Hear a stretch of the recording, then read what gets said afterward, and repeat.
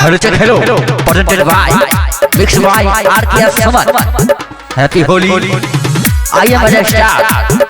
Radha recording studio संत कबीर चौक सत्तो।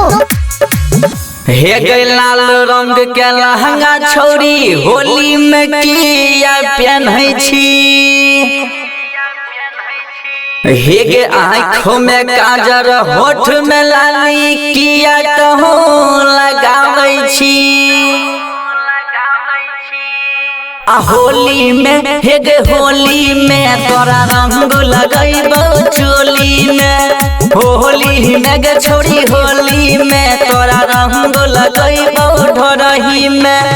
चोली में गे छोरी चोली में तोरा रंग लगैबो होली में। होली में गे छोरी होली में तोरा रंग लगैबो चोली में।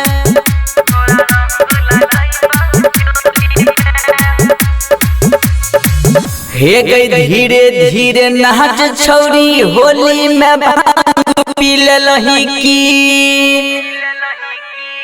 हे गे डीजे वाला भाई सबके मुंड किया बिगाड़ै छी।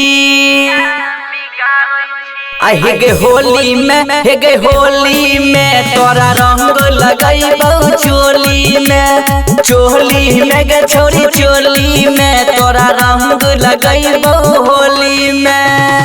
हे गे राइटर श्रवण सुमन से छौरी रंग तहूँ लगाबै छी।